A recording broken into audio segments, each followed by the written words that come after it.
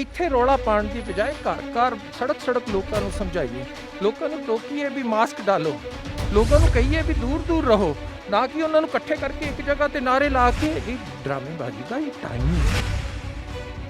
ਜਿੱਥੇ ਕੋਈ ਇਨਸਾਨੀਅਤ ਦਾ ਲੋੜਵੰਦ ਦਾ ਰਾਸ਼ਨ ਕਿਤੇ ਖਾਊਗਾ ਇਸ ਮੌਕੇ, ਰੱਬ ਨੇ ਤਾਂ ਬਖਸ਼ਣਾ ਨਹੀਂ, ਅਸੀਂ ਪਹਿਲਾਂ ਉਹਨਾਂ ਤੇ ਕਾਰਵਾਈ ਕਰਾਂਗੇ। ਮੈਂ ਫੂਡ ਦੇ ਇੱਕ ਇੱਕ ਦਾਣੇ ਦਾ ਹਿਸਾਬ ਦੇ ਸਕਦਾ ਵੀ ਅਸੀਂ ਡੀਸੀਜ਼ ਨੂੰ ਇੰਨੀਆਂ ਕਿੱਟਾਂ ਦਿੱਤੀਆਂ, ਅਸੀਂ ਫਲਾਂ ਐਸਡੀਐਮ ਨੂੰ ਇੰਨੀਆਂ ਭਿਜਵਾਈਆਂ, ਸਾਡੇ ਕੋਲ ਸਾਰਾ ਰਿਕਾਰਡ। ਪੰਜਾਬ ਵਿੱਚ ਕਰੋਨਾ ਦੇ ਮਾਮਲੇ ਲਗਾਤਾਰ ਵੱਧਦੇ ਜਾ ਰਹੇ ਨੇ ਤੇ ਕਰੋਨਾ ਕਾਲ ਦੇ ਵਿੱਚ ਪੰਜਾਬ ਸਰਕਾਰ ਵੱਲੋਂ ਦੋ ਮੁੱਦਿਆਂ ਨੂੰ ਲੈ ਕੇ ਸਾਰਾ ਜ਼ਿਆਦਾ ਫੋਕਸ ਕੀਤਾ ਗਿਆ ਤਾਂ ਕਿ ਲੋਕਾਂ ਨੂੰ ਮੁਸ਼ਕਿਲਾਂ ਦਾ ਸਾਹਮਣਾ ਨਾ ਕਰਨਾ ਪਵੇ। ਇੱਕ, ਲੋਕਡਾਊਨ ਦੇ ਦੌਰਾਨ ਗਰੀਬਾਂ ਨੂੰ ਵੰਡੇ ਜਾਣ ਵਾਲੇ ਰਾਸ਼ਨ ਨੂੰ ਲੈ ਕੇ, ਵਿਵਸਥਾ ਨੂੰ ਲੈ ਕੇ ਪ੍ਰਬੰਧ ਕੀਤੇ ਗਏ ਨੇ, ਤੇ ਦੂਜੇ ਕਿ ਕਰੋਨਾ ਕਾਲ ਦੇ ਵਿੱਚ ਜੇ ਕਿਸੇ ਨੂੰ ਕਰੋਨਾ ਹੋ ਜਾਂਦਾ ਤੇ ਉਸ ਨੂੰ ਹਸਪੀਟਲ ਦੇ ਵਿੱਚ ਵਧੀਆ ਸਿਹਤ ਸੁਵਿਧਾਵਾਂ ਮੁਹੱਈਆ ਕਰਾਈਆਂ ਜਾ ਸਕਣ। ਪਰ ਹੁਣ ਇਹਨਾਂ ਦੋਨੋਂ ਮੁੱਦਿਆਂ ਤੇ ਹੀ ਸਰਕਾਰ ਦੇ ਉੱਤੇ ਸਵਾਲ ਖੜੇ ਕੀਤੇ ਜਾ ਰਹੇ ਨੇ ਲੋਕਾਂ ਵੱਲੋਂ, ਕਿਉਂਕਿ ਲੁਧਿਆਣਾ ਦੀ ਜੇ ਗੱਲ ਕਰੀਏ, ਲੁਧਿਆਣਾ ਦੇ ਵਿੱਚ ਲਗਾਤਾਰ ਕਰੋਨਾ ਦੇ ਵੱਧਦੇ ਮਾਮਲਿਆਂ ਤੋਂ ਬਾਅਦ ਲੋਕਾਂ ਨੂੰ ਪ੍ਰਾਈਵੇਟ ਹਸਪੀਟਲਾਂ ਦੇ ਵਿੱਚ ਬੈੱਡ ਨਹੀਂ ਮਿਲ ਰਹੇ ਤੇ ਦਾਖਲਾ ਨਾ ਮਿਲਣ ਕਾਰਨ ਲੋਕਾਂ ਦੀ ਮੌਤ ਵੀ ਹੋ ਰਹੀ ਆ। ਸਾਡੇ ਨਾਲ ਮੌਜੂਦ ਨੇ ਕੈਬਨਿਟ ਮੰਤਰੀ ਭਾਰਤ ਭੂਸ਼ਣ ਆਸ਼ੂ ਜੀ। ਆਸ਼ੂ ਜੀ, ਕਰੋਨਾ ਦੇ ਵਿੱਚ ਲਗਾਤਾਰ ਸਰਕਾਰ ਮਿਸ਼ਨ ਫਤਿਹ ਦਾ ਐਲਾਨ ਕੀਤਾ ਹੋਇਆ ਕਿ ਮਿਸ਼ਨ ਫਤਿਹ ਦੇ ਤਹਿਤ ਲੋਕਾਂ ਨੂੰ ਸੁਵਿਧਾਵਾਂ ਦਿੱਤੀਆਂ ਜਾ ਰਹੀਆਂ, ਲੋਕਾਂ ਦੇ ਵਾਸਤੇ ਪ੍ਰਬੰਧ ਕੀਤੇ ਜਾ ਰਹੇ ਨੇ, ਪਰ ਹਾਲਾਤ ਕੁਝ ਹੋਰ ਹੀ ਨਜ਼ਰ ਆ ਰਹੇ ਨੇ। ਲੁਧਿਆਣਾ ਦੇ ਵਿੱਚ ਪ੍ਰਾਈਵੇਟ ਹਸਪੀਟਲਾਂ ਵਿੱਚ ਲੋਕਾਂ ਨੂੰ ਬੈੱਡ ਨਹੀਂ ਮਿਲ ਰਹੇ ਤੇ ਲੋਕ ਡੈਥ ਹੋ ਰਹੀ ਹੈ ਲੋਕਾਂ ਦੀ। ਤੇ ਸ਼ਹਿਰ ਦੇ ਵਿੱਚ ਚਰਚਾ ਦਾ ਵਿਸ਼ਾ ਹੈ, ਜਿਹੜੇ ਹਸਪਤਾਲ ਵਾਲੇ ਬੈੱਡ ਕਹਿੰਦੇ ਕਿ ਬੈੱਡ ਅਵੇਲੇਬਲ ਨਹੀਂ ਹੈ, ਤੁਹਾਡੇ ਜਾਂ ਕਿਸੇ ਮੰਤਰੀ ਸਾਹਿਬਾਨ ਦੇ ਜਾਂ ਡੀਸੀ ਸਾਹਿਬਾਨ ਦੇ ਫੋਨ ਤੋਂ ਬਾਅਦ ਉੱਥੇ ਬੈੱਡ ਅਵੇਲੇਬਲ ਹੋ ਜਾਂਦੇ ਨੇ। ਐਸੀ ਗੱਲ ਨਹੀਂ। ਇੱਕ ਤਾਂ ਮੈਂ ਤੁਹਾਨੂੰ ਕਹਿ ਦਿਆਂ, ਜਿਵੇਂ ਤੁਸੀਂ ਕਹਿ ਰਹੇ ਸੀਗੇ ਵੀ ਇਹ ਲੋਕਾਂ ਵੱਲੋਂ ਇਸ਼ੂ ਖੜੇ ਹੋ ਰਹੇ ਆ, ਲੋਕਾਂ ਵੱਲੋਂ ਇਸ਼ੂ ਇੰਨੇ ਨਹੀਂ ਖੜੇ ਹੋ ਰਹੇ ਜਿੰਨੇ ਆਪੋਜੀਸ਼ਨ ਪਾਰਟੀਆਂ ਬਣਾਉਣ ਦੀ ਕੋਸ਼ਿਸ਼ ਕਰ ਰਹੀਆਂ। ਜਦੋਂ ਦਾ ਕਰੋਨਾ ਸ਼ੁਰੂ ਹੋਇਆ, ਜਦੋਂ ਦਾ ਲਾਕਡਾਊਨ ਸ਼ੁਰੂ ਹੋਇਆ ਸੀ, ਉਦੋਂ ਤੋਂ ਹੀ ਉਹਨਾਂ ਦੀ ਕੋਸ਼ਿਸ਼ ਆ ਵੀ ਸਰਕਾਰ ਫੇਲ। ਪਰ ਅੱਜ ਸਾਰਾ ਪੰਜਾਬ ਨਹੀਂ, ਹਿੰਦੁਸਤਾਨ ਨਹੀਂ, ਦੁਨੀਆ ਜਾਣਦੀ ਆ ਵੀ ਪੰਜਾਬ ਦੇ ਵਿੱਚ ਐਡਮਿਨਿਸਟ੍ਰੇਸ਼ਨ ਨੇ, ਖਾਸ ਤੌਰ 'ਤੇ ਕੈਪਟਨ ਅਮਰਿੰਦਰ ਸਿੰਘ ਦੀ ਰਹਿਨੁਮਾਈ ਦੇ ਵਿੱਚ, ਸਾਡੇ ਸੀਐਮ ਸਾਹਿਬ ਦੀ ਰਹਿਨੁਮਾਈ 'ਚ ਕਿੰਨਾ ਅੱਛਾ ਕੰਮ ਕਰਿਆ। ਅੱਜ ਜਿਹੜੇ ਇਸ਼ੂ ਲੁਧਿਆਣੇ ਸ਼ਹਿਰ ਦੇ ਜੇ ਤੁਸੀਂ ਪੁੱਛੋ, ਵੈਸੇ ਤਾਂ ਪੰਜਾਬ ਵਿੱਚ ਕਿਤੇ ਕੋਈ ਇਹੋ ਜਿਹੀ ਅਣਸੁਖਾਵੀ ਕੋਵਿਡ ਕਰਕੇ ਕੋਈ ਇਹੋ ਜਿਹੀ ਘਟਨਾ ਨਹੀਂ ਵਾਪਰੀ। ਹਾਂ, ਇੱਕ ਘਟਨਾ ਇੱਥੇ ਜ਼ਰੂਰ ਵਾਪਰੀ ਜਿਹਨੂੰ ਬੜਾ ਸੋਸ਼ਲ ਮੀਡੀਆ ਨੇ ਪ੍ਰਚਾਰ ਦਿੱਤਾ, ਪਰ ਸਾਹਿਬ ਮੈਂ ਕਹਿਣਾ ਨਹੀਂ ਚਾਹੁੰਦਾ ਕਿਉਂਕਿ ਜ਼ਿੰਦਗੀ ਬਹੁਤ ਕੀਮਤੀ ਹੁੰਦੀ। ਇਹ ਜ਼ਿੰਦਗੀਆਂ ਬਚਾਉਣ ਵਾਸਤੇ ਹੀ ਮਿਸ਼ਨ ਫਤਿਹ ਸ਼ੁਰੂ ਕੀਤਾ। ਮਿਸ਼ਨ ਫਤਿਹ ਕੀ ਹੈ? ਮਿਸ਼ਨ ਫਤਿਹ ਲੋਕਾਂ ਨੂੰ ਅਵੇਅਰ ਕਰਨ ਦਾ ਵੀ ਆਓ ਰਲ ਕੇ ਆਪਾਂ ਇਹਦੇ ਨਾਲ ਲੜੀਏ, ਕਰੋਨਾ ਨੂੰ ਭਜਾਈਏ, ਕਰੋਨਾ ਦੇ ਉੱਪਰ ਆਪਣੀ ਜਿੱਤ ਯਕੀਨੀ ਕਰੀਏ। ਉਹਦੇ ਵਾਸਤੇ ਲੋਕਾਂ ਦੀ ਸਾਰਿਆਂ ਦੀ ਮਦਦ ਦੀ ਲੋੜ ਹੈ। ਟਾਈਮ ਟੂ ਟਾਈਮ ਗਵਰਨਮੈਂਟ ਐਡਵਾਈਜ਼ਰੀਜ਼ ਕੱਢਦੀ ਹੈ, ਸਭ ਨੂੰ ਕਿਹਾ ਜਾਂਦਾ ਹੈ 48 ਘੰਟੇ ਕੋਈ ਬੰਦੇ ਨੂੰ ਬੁਖਾਰ ਚੜਿਆ ਹੋਇਆ ਇਮੀਡੀਏਟ ਹਸਪੀਟਲ ਪਹੁੰਚੋ। ਜਿਹੜੀ ਉਹ ਘਟਨਾ ਵਾਪਰੀ ਬੜੀ ਮੰਦਭਾਗੀ ਘਟਨਾ ਸੀਗੀ। 5 ਦਿਨ ਤੁਸੀਂ ਪੇਸ਼ੈਂਟ ਨੂੰ ਲੈ ਕੇ ਬੁਖਾਰ ਨੂੰ, ਔਰ ਆਪ ਕਹਿ ਰਹੇ ਆ ਉਹ ਘਰੇ ਬੈਠੇ, ਇਮੀਡੀਏਟ 5 ਦਿਨ ਬਾਅਦ ਜਦੋਂ ਬਿਲਕੁਲ ਹੀ ਹਾਲਾਤ ਖਰਾਬ ਹੋ ਜਾਂਦੇ ਹੈ, ਵਿਗੜ ਜਾਂਦੀ ਹੈ ਤਬੀਅਤ, ਉਦੋਂ ਤੁਸੀਂ ਹਸਪੀਟਲ 'ਚ ਪਹੁੰਚਦੇ ਹੋ। ਹਸਪੀਟਲ 'ਚ ਬੈੱਡ ਨਹੀਂ ਮਿਲਦਾ, ਉਸ ਬੈੱਡ ਦੀ ਬਕਾਇਦਾ ਤੌਰ 'ਤੇ ਡਿਸਟ੍ਰਿਕਟ ਐਡਮਿਨਿਸਟ੍ਰੇਸ਼ਨ ਨੇ ਉਹਨਾਂ ਦੀ ਇਨਕੁਆਇਰੀ ਸ਼ੁਰੂ ਕੀਤੀ ਹੈ। DMC ਐਡਮਿਨਿਸਟ੍ਰੇਸ਼ਨ ਨੂੰ ਨੋਟਿਸ ਵੀ ਕੱਢਿਆ। ਪਰ ਤੁਹਾਨੂੰ ਇਹ ਜਾਣ ਕੇ ਹੈਰਾਨੀ ਹੋਏਗੀ, ਅੱਜ ਕੱਲ੍ਹ ਐਪ ਵੀ ਸ਼ੁਰੂ ਕਰ ਦਿੱਤੀ ਡਿਸਟ੍ਰਿਕਟ ਐਡਮਿਨਿਸਟ੍ਰੇਸ਼ਨ ਨੇ, ਜਿਹਦੇ ਉੱਤੇ ਬਕਾਇਦਾ ਤੌਰ 'ਤੇ ਨਾ ਕਿਸੇ ਮੰਤਰੀ, ਨਾ ਕਿਸੇ ਡਿਸਟ੍ਰਿਕਟ ਐਡਮਿਨਿਸਟ੍ਰੇਸ਼ਨ, ਕਿਸੇ ਤੋਂ ਕਹਿਣ ਦੀ ਲੋੜ ਨਹੀਂ। ਉਹ ਐਪ ਦੇ ਉੱਤੇ ਦੇਖੋ ਕਿਹੜੇ ਹਸਪੀਟਲ 'ਚ ਕਿੰਨੇ ਬੈੱਡ ਖਾਲੀ ਪਏ, ਉਸ ਹਸਪੀਟਲ 'ਚ ਤੁਸੀਂ ਪਹੁੰਚ ਜਾਓ, ਕਿਸੇ ਨੂੰ ਕੋਈ ਮੁਸ਼ਕਿਲ ਨਹੀਂ ਆਉਣ ਵਾਲੀ। ਔਰ ਲੁਧਿਆਣੇ ਦੇ ਲੋਕਾਂ ਨੂੰ ਸ਼ਾਇਦ ਲੱਗਦਾ ਹੈ ਵੀ ਸਿਵਲ ਹਸਪੀਟਲ ਦੀ ਜੇ ਕੋਈ ਫੈਸਿਲਿਟੀ ਅਵੇਲ ਕਰੂਗਾ ਤਾਂ ਉੱਥੇ ਹਾਲਾਤ ਅੱਛੇ ਨਹੀਂ ਹੈ। ਉਹ ਵੀ ਮੈਂ ਲੋਕਾਂ ਨੂੰ ਕਹਾਂਗਾ ਉੱਥੇ ਹਾਲਾਤ ਅੱਗੇ ਨਾਲੋਂ ਕਾਫੀ ਬੈਟਰ ਹੈ। ਤੁਸੀਂ ਕਿਤੇ ਨਹੀਂ ਹੈ ਤਾਂ 200 ਬੈੱਡ ਤੱਕ ਸਿਵਲ ਹਸਪੀਟਲ 'ਚ ਹੀ ਹੈ, ਉੱਥੇ ਤੁਸੀਂ ਪਹੁੰਚੋ। 1 ਮਿੰਟ ਮੇਰੀ ਗੱਲ ਪੂਰੀ ਹੋਣ ਦਿਓ ਵਿਵੇਕ ji. DMC, CMC, Fortis, Apollo hospital, Mohandai Oswal hospital, GTP, Deep hospital, civil hospital ਦੇ ਨਾਲ ਵਰਧਮਾਨ ਦੇ ਲਾਗੇ CHC, Khanna hospital, Jagraon hospital, ਇੰਨੀਆਂ ਸਰਕਾਰੀ ਮੈਰੀਟੋਰੀਅਸ ਸਕੂਲ, सब जगह ए लेवल, ਲੈਵਲ 2, ਲੈਵਲ 3 ਸਾਰੇ ਤਰ੍ਹਾਂ ਦੀਆਂ ਫੈਸਿਲਿਟੀਆਂ ਅਵੇਲੇਬਲ ਹੈ। ਇਸ ਚੀਜ਼ ਨੂੰ ਮੱਦੇਨਜ਼ਰ ਰੱਖਿਆ ਜਾ ਰਿਹਾ ਹੈ। ਜਿਵੇਂ ਜਿਵੇਂ ਕਰੋਨਾ ਦਾ ਪ੍ਰਕੋਪ ਵੱਧ ਰਿਹਾ ਉਵੇਂ ਉਵੇਂ ਸਾਨੂੰ ਫੈਸਿਲਿਟੀਆਂ ਵੀ ਵਧਾਉਣੀਆਂ ਪੈਣਗੀਆਂ। ਉਹਦੇ ਵਿੱਚ ਬਕਾਇਦਾ ਤੌਰ 'ਤੇ IMA ਦੀ ਮਦਦ ਲਈ ਗਈ, ਉਹਨਾਂ ਨਾਲ ਮੀਟਿੰਗਾਂ ਹੋਈਆਂ। ਮੇਰੀ ਆਪ ਦੀ ਗੱਲ ਹੋਈ IMA ਦੇ ਪ੍ਰਧਾਨ ਸਾਹਿਬਾਨ ਨਾਲ, ਉਹਨਾਂ ਨੇ ਅੱਗੇ ਵੱਧ ਕੇ ਮਦਦ ਦੇਣ ਦਾ ਭਰੋਸਾ ਦਿਵਾਇਆ। ਉਹ ਲਾਰਡ ਮਹਾਵੀਰਾ 'ਚ ਆਪ ਹਸਪੀਟਲ ਸਾਰਾ ਲੈ ਕੇ ਉੱਥੇ 50-60 ਬੈੱਡ ਦਾ ਇੰਤਜ਼ਾਮ ਕਰ ਰਿਹਾ ਤੇ IMA ਦੇ ਡਾਕਟਰ ਉਹਨੂੰ ਮੇਨਟੇਨ ਕਰਨਗੇ। ਹਰ ਬੰਦਾ ਸਾਹਮਣੇ ਆ ਰਿਹਾ। ਹੁਣ ਜ਼ਰੂਰਤ ਹੈ ਲੋਕਾਂ ਦੀ, ਉਹਨਾਂ ਦੇ ਸਾਥ ਦੀ, ਵੀ ਸਾਨੂੰ ਵੱਧ ਤੋਂ ਵੱਧ ਸਾਥ ਦਿਓ। ਪਹਿਲਾਂ ਤਾਂ ਕੋਸ਼ਿਸ਼ ਇਹ ਰਵੇ ਵੀ ਇਹ ਜ਼ਿਆਦਾ ਵਧੇ ਨਾ, ਅਸੀਂ ਸਾਰੀ ਜਿਹੜੀਆਂ ਗਵਰਨਮੈਂਟ ਦੀਆਂ ਐਡਵਾਈਜ਼ਰੀਜ਼ ਆ ਉਹਦੀ ਪਾਲਣਾ ਕਰੀਏ। ਜੀ ਬਿਲਕੁਲ, ਮੈਂ ਇੱਥੇ ਤੁਹਾਨੂੰ ਤਿਉਹਾਰ ਆ ਗਿਆ, ਤੁਸੀਂ ਦੇਖੋ ਰਸ਼ ਕਿਸ ਤਰੀਕੇ ਹੋ ਗਿਆ। ਉਹ ਬਿਲਕੁਲ ਲੋਕ ਕਈ ਵਾਰ ਭੁੱਲ ਜਾਂਦੇ। ਕਮਿਊਨਿਟੀ ਸਪਰੈਡਿੰਗ ਦਾ ਦੌਰ ਚੱਲਦਾ ਪਿਆ। ਜਦੋਂ ਇਹੋ ਜਿਹਾ ਦੌਰ ਚੱਲਦਾ ਹੈ ਤੇ ਅਸੀਂ ਆਪਣੀ ਪ੍ਰੀਕਾਸ਼ਨਸ ਲੈਣਾ ਘੱਟ ਕਰ ਦਿੰਦੇ ਹਾਂ ਤਾਂ ਫਿਰ ਬਿਮਾਰੀ ਵੱਧਦੀ ਹੈ। ਪਰ ਗਵਰਨਮੈਂਟ ਵੱਲੋਂ ਜਿਹੜੇ ਇੰਤਜ਼ਾਮ ਹੈ ਬੜੇ ਪੁਖਤਾ ਨੇ ਔਰ ਗ੍ਰੈਜੂਅਲੀ ਉਹ ਵਧਾਉਂਦੇ ਜਾ ਰਹੇ ਹਾਂ ਅਸੀਂ। ਬਿਲਕੁਲ, ਮੈਂ ਗਵਰਨਮੈਂਟ ਦੇ ਇੰਤਜ਼ਾਮ ਤੁਸੀਂ ਕਹਿ ਰਹੇ ਹੋ ਬੜੇ ਪੁਖਤਾ ਨੇ, ਪਰ ਮੈਂ ਪ੍ਰਾਈਵੇਟ ਹਸਪੀਟਲ ਵਾਲਿਆਂ ਦੀ ਮਨਮਰਜ਼ੀਆਂ ਦੀ ਵੀ ਤੁਸੀਂ ਕਹਿ ਰਹੇ ਕਿ ਇੱਕ ਇੰਸੀਡੈਂਟ ਸਾਹਮਣੇ ਆਇਆ। ਦੂਜਾ ਇੰਸੀਡੈਂਟ ਫੋਰਟਿਸ ਹਸਪੀਟਲ ਦਾ ਸੀਗਾ, ਉਹਨਾਂ ਦੀ ਵੀ ਵੀਡੀਓ ਆਈ ਜਿਨ੍ਹਾਂ ਨੂੰ ਤੁਹਾਡੇ ਫੋਨ ਤੋਂ ਬਾਅਦ ਉੱਥੇ ਫੋਰਟਿਸ ਦੇ ਵਿੱਚ ਬੈੱਡ ਅਵੇਲੇਬਲ ਹੋਇਆ, ਪਰ ਉਹਨਾਂ ਦੇ ਉੱਥੇ ਪਹੁੰਚਣ ਤੱਕ ਉਹਨਾਂ ਦੇ ਪੇਸ਼ੈਂਟ ਦੀ ਵੀ ਡੈਥ ਹੋ ਗਈ। ਤੀਜੀ ਵੀਡੀਓ ਕੱਲ ਇੱਕ ਲੇਡੀਜ਼ ਦੀ ਵਾਇਰਲ ਹੋਈ ਹੈ, ਜਿਹਨੂੰ ਰੋਂਦੇ ਹੋਏ ਉਹਨੇ ਵੀਡੀਓ ਪਾਈ। ਉਹਨੂੰ ਪਟਿਆਲਾ ਰੈਫਰ ਕੀਤਾ ਗਿਆ ਸੀਗਾ। ਸਿਹਤ ਮੰਤਰੀ ਤੱਕ ਪਹੁੰਚੀ ਤੇ ਉਹਨਾਂ ਨੂੰ ਪਟਿਆਲਾ ਦੇ ਵਿੱਚ ਉੱਥੇ ਬੈੱਡ ਦਾ ਇੰਤਜ਼ਾਮ ਮਿਲਿਆ। ਉਹ ਜਦ ਕਿ ਉਹਨਾਂ ਦੇ ਫਾਦਰ ਇੱਥੇ ਐਡਮਿਟ ਸੀਗੇ, ਉਹ ਕਹਿੰਦੇ ਸਾਨੂੰ ਲੁਧਿਆਣੇ ਮਿਲ ਜਾਂਦੇ, ਅਸੀਂ ਪੈਸੇ ਵੀ ਖਰਚਣ ਨੂੰ ਤਿਆਰ ਹਾਂ, ਜੋ ਵੀ ਚਾਰजेस ਹੁੰਦੇ ਆ, ਪਰ ਲੁਧਿਆਣੇ ਉਹਨਾਂ ਨੂੰ ਬੈੱਡ ਅਵੇਲੇਬਲ ਨਹੀਂ ਹੋਇਆ। ਮਤਲਬ ਕਿ ਤੁਸੀਂ ਇਹਨੂੰ ਇੱਧਰ ਕਰੋ, ਸਾਰੇ ਇਨਸੀਡੈਂਟਸਾਂ ਦਾ ਮੈਂ ਜਵਾਬ ਦਿੰਦਾ। ਇੰਨੇ ਸਟ੍ਰੈਸ ਦੇ ਵਿੱਚੋਂ ਦੀ ਡਾਕਟਰ ਨਿਕਲ ਰਹੇ ਆ। ਤਕਰੀਬਨ ਰੋਜ਼ 100 ਦੀ ਤਾਦਾਦ ਦੇ ਵਿੱਚ ਲੁਧਿਆਣੇ 200 ਹੁਣ 250 ਤੱਕ ਪਹੁੰਚਣ ਲੱਗ ਗਿਆ ਤੇ ਆਸ-ਪਾਸ ਦੇ ਜ਼ਿਲ੍ਹਿਆਂ 'ਚੋਂ ਵੀ ਇੱਥੇ ਪੇਸ਼ੈਂਟ ਆ ਰਹੇ। ਅਗਰ 1000 ਦੇ ਪਿੱਛੇ ਕੋਈ ਇੱਕ ਅੱਧਾ ਪੇਸ਼ੈਂਟ ਜਿਹਦੇ ਮਨ 'ਚ ਇਹ ਆ ਗਿਆ ਵੀ ਮੇਰੀ ਡਿਸਟ੍ਰਿਕਟ ਐਡਮਿਨਿਸਟ੍ਰੇਸ਼ਨ ਜਾਂ ਹਸਪੀਟਲ ਐਡਮਿਨਿਸਟ੍ਰੇਸ਼ਨ ਕਰਕੇ ਮੇਰੇ ਪੇਸ਼ੈਂਟ ਦੀ ਜਾਨ ਗਈ ਹੈ, ਇਨਕੁਆਰੀ ਦਾ ਵਿਸ਼ਾ ਹੈ। ਜਿੱਥੇ ਨਜ਼ਰ ਆਉਂਦੀ ਜਾਂਦੀ ਹੈ ਕਮਜ਼ੋਰੀ ਡਿਸਟ੍ਰਿਕਟ ਐਡਮਿਨਿਸਟ੍ਰੇਸ਼ਨ ਦੀ ਜਾਂ ਹਸਪੀਟਲ ਮੈਨੇਜਮੈਂਟ ਦੀ, ਇਮੀਡੀਏਟ ਦੂਰ ਕੀਤੀ ਜਾ ਰਹੀ। ਇਹ ਇਸੇ ਕਰਕੇ ਐਪ ਹੁਣ ਸਟਾਰਟ ਕੀਤੀ ਗਈ ਵੀ ਲੋਕਾਂ ਨੂੰ ਬਿਲਕੁਲ ਸਹੂਲੀਅਤ ਮਿਲ ਸਕੇ। ਜਦੋਂ ਪਹਿਲਾ ਪੇਸ਼ੈਂਟ ਆਇਆ DMC ਨਾਗਪਾਲ ਸਾਹਿਬ ਦਾ, ਸਾਡੀ ਬੜੀ ਹਮਦਰਦੀ, ਕਿਉਂਕਿ ਮੇਰੀ ਕੰਸਟੀਚੁਐਂਸੀ 'ਚ ਰਹਿਣ ਵਾਲੇ। ਦੂਸਰਾ ਕੇਸ ਵੀ ਮੈਨੂੰ ਪਤਾ ਚੱਲਿਆ, ਇਮੀਡੀਏਟ ਡਿਸਟ੍ਰਿਕਟ ਐਡਮਿਨਿਸਟ੍ਰੇਸ਼ਨ ਨੂੰ ਪੁੱਲ ਕੀਤਾ ਉਹਨਾਂ ਨੇ, ਅੱਗੇ ਸਾਰੀਆਂ ਹਸਪੀਟਲ ਮੈਨੇਜਮੈਂਟਾਂ ਨੂੰ ਖਿੱਚਿਆ। ਅੱਜ ਕੋਸ਼ਿਸ਼ ਇਹੀ ਹੈ, ਸਭ ਤੋਂ ਵੱਡਾ ਸ਼ਹਿਰ ਹੈ ਲੁਧਿਆਣਾ ਔਰ ਸਭ ਤੋਂ ਵੱਧ ਕੇਸਿਸ ਇਸ ਵੇਲੇ ਇੱਥੇ ਆ ਰਹੇ ਹੈ। ਸਾਰੇ ਪਬਲਿਕ ਦੀ ਲੋੜ ਹੈ। ਜਿਸ ਤਰੀਕੇ ਉਹਨਾਂ ਨੇ ਜਦੋਂ 22 ਤਰੀਕ ਨੂੰ ਕਰਫਿਊ ਲੱਗਿਆ ਸੀਗਾ, ਇੱਕ ਦੂਸਰੇ ਦੀ ਮਦਦ ਕਰ ਰਹੇ ਸੀਗੇ ਸਾਰੇ ਲੋਕ, ਅੱਜ ਬਿਲਕੁਲ ਨਕੋਚੀ ਹੋ ਗਏ। ਮਿਖਮ ਨਹੀਂ, ਕੋਈ ਫੈਸਿਲਿਟੀ ਹੈ ਨਹੀਂ, ਜਦ ਕਿ ਫੈਸਿਲਿਟੀ ਦੀ ਕੋਈ ਕਮੀ ਨਹੀਂ ਹੈ। 1000 ਤੋਂ ਉੱਤੇ ਬੈੱਡ ਪਿਆ।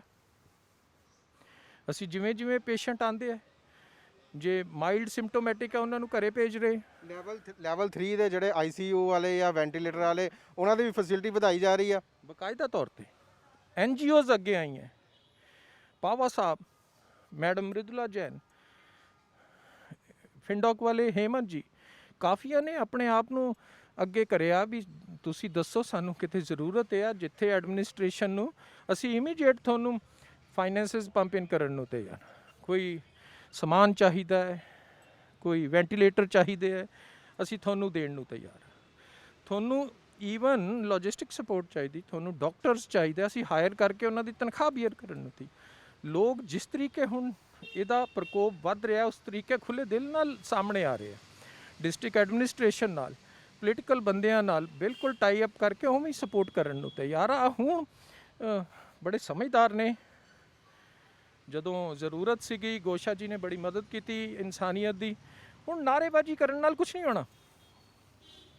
DMC ਦੇ ਬਾਹਰ ਖੜ ਕੇ ਨਾਅਰੇ ਲਾ ਦਿਓ। ਡੀਐਮਸੀ ਦੇ ਡਾਕਟਰ ਜਿੱਥੇ 250 ਪੇਸ਼ੈਂਟ ਸਾਡਾ ਪਿਆ ਹੈ, ਲਗਾਤਾਰ ਜੂਝ ਰਹੇ ਹੈ। ਕਰੋਨਾ 'ਚ ਅੱਗੇ ਹੋ ਕੇ ਲੋਕ ਬੱਚੇ ਇਲਾਜ ਕਰ ਰਹੇ ਆ ਸਾਡੇ ਲੋਕਾਂ ਦਾ, ਅਸੀਂ ਉਹਨਾਂ ਨੂੰ ਬਿਲਕੁਲ ਨਿੰਦਣਾ ਸ਼ੁਰੂ ਕਰ ਦਈਏ? ਅਗਰ ਕਿਤੇ ਕੋਈ ਮੈਨੇਜਮੈਂਟ ਦੀ ਕੋਈ ਕਿਸੇ ਦੀ ਗਲਤੀ ਹੈ, ਉਹ ਇਨਕੁਆਇਰੀ 'ਚ ਸਾਹਮਣੇ ਆ ਜਾਏਗੀ। ਇਹੋ ਜਿਹੀਆਂ ਚੀਜ਼ਾਂ ਨਾਲ ਜਿਹੜੇ ਡਾਕਟਰ ਹੈ, ਪੈਰਾਮੈਡੀਕਲ ਸਟਾਫ ਹੈ, ਉਹ ਸਟ੍ਰੈਸ 'ਚ ਆਉਂਦੇ ਹੈ।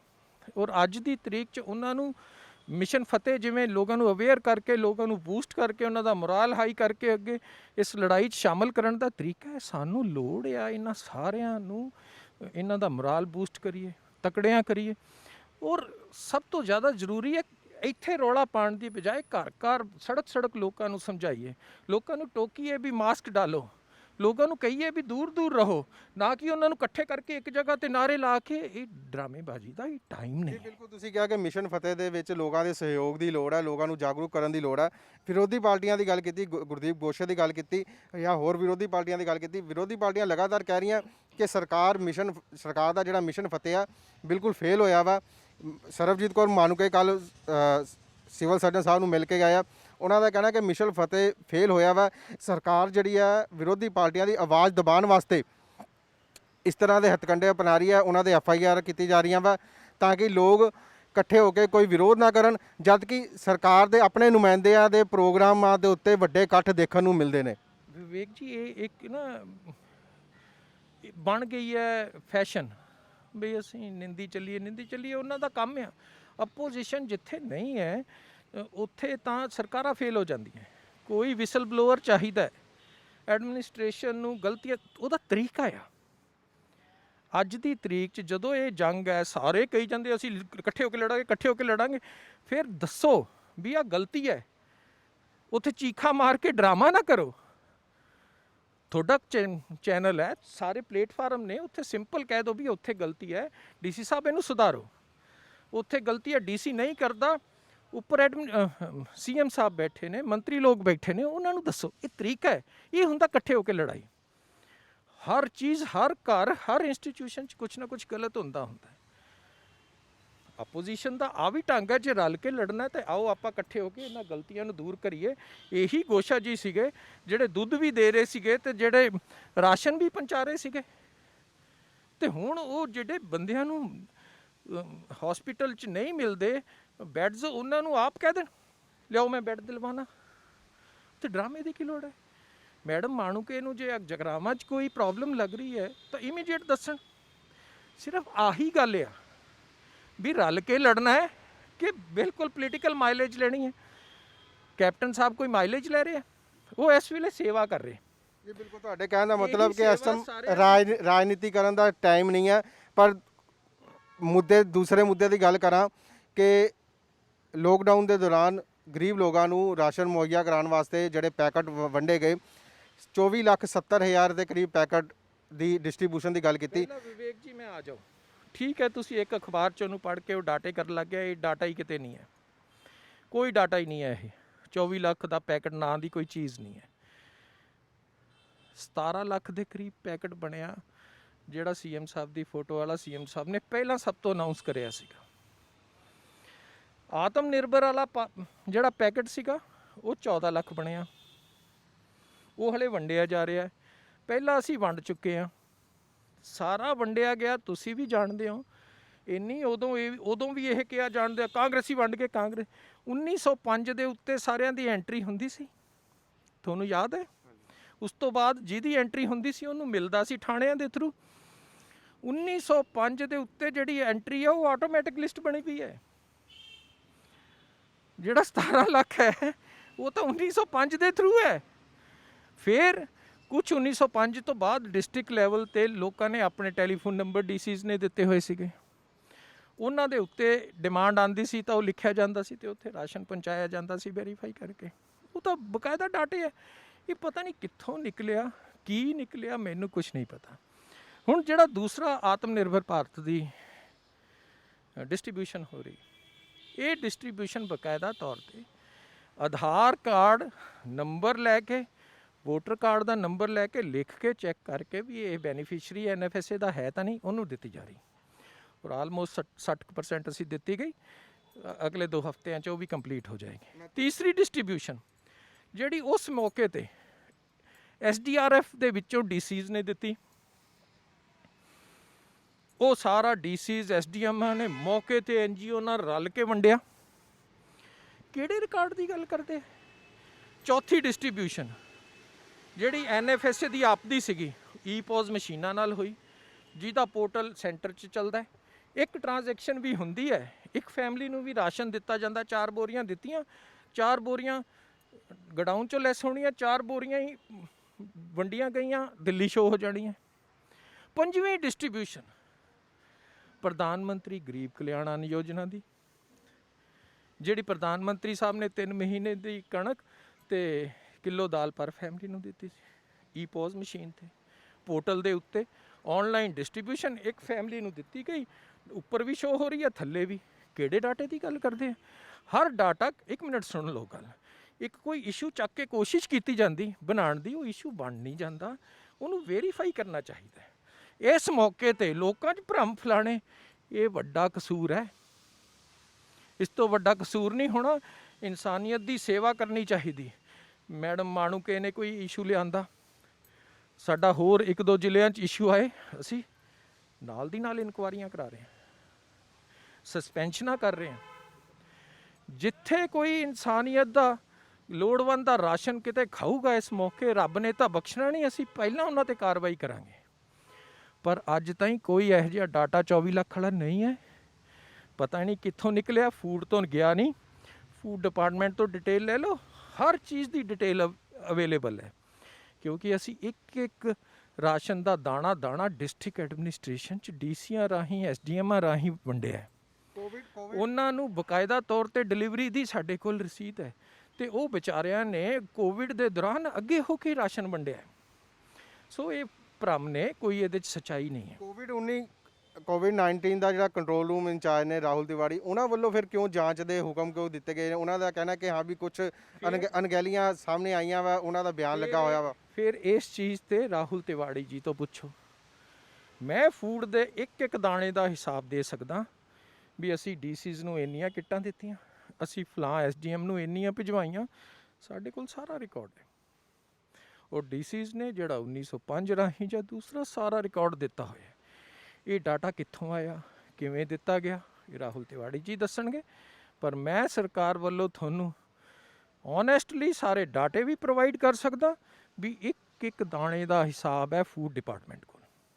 ਜੀ ਬਿਲਕੁਲ, ਇਹ ਸੀਗੇ ਭਾਰਤ ਭੂਸ਼ਣ ਆਸ਼ੂ, ਜਿਨ੍ਹਾਂ ਦਾ ਸਾਫ਼ ਕਹਿਣਾ ਹੈ ਕਿ ਸਰਕਾਰ ਦੇ ਕੀਤੇ ਜਾ ਰਹੇ ਕਦਮਾਂ ਦੇ ਉੱਤੇ ਵਿਰੋਧੀ ਪਾਰਟੀਆਂ ਲਗਾਤਾਰ ਰਾਜਨੀਤੀ ਬੇਸ਼ੱਕ ਕਰ ਰਹੀਆਂ, ਪਰ ਇਹ ਰਾਜਨੀਤੀ ਦਾ ਸਮਾਂ ਨਹੀਂ ਹੈ।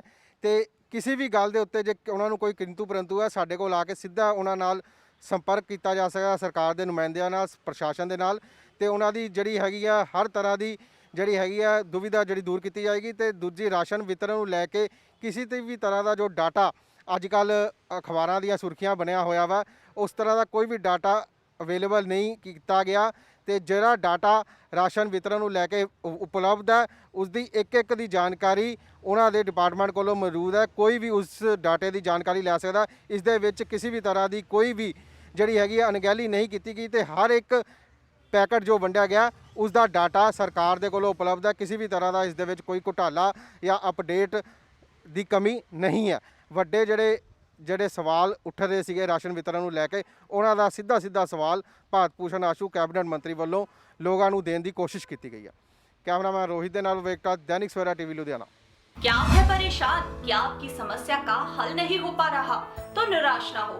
17 बार गोल्ड मेडलिस्ट मियां रफीक मोहम्मद, जिनके पास है आपकी हर समस्या का हल, चाहे वो बिजनेस से रिलेटेड हो या फिर हो करियर से रिलेटेड या फिर हो लव रिलेशनशिप। आपकी समस्या का हल होगा 31 घंटों में। फिर देर किस बात की? स्क्रीन पे दिए गए नंबर्स के ऊपर कॉल करो और अपनी समस्या का हल जल्द से जल्द पाएं। ਸਿਆਸਤ, ਵਪਾਰ, ਧਰਮ ਅਤੇ ਫਿਲਮ ਜਗਤ ਦੇ ਨਾਲ ਹੁਣ ਕੈਨੇਡਾ ਤੇ ਅਮਰੀਕਾ ਦੀ ਹਰ ਵੱਡੀ ਖਬਰ ਦੇ ਲਈ ਹੁਣੇ ਡਾਊਨਲੋਡ ਕਰੋ ਦੇਸ਼ ਦੀ number 1 news app Dainik Savera time.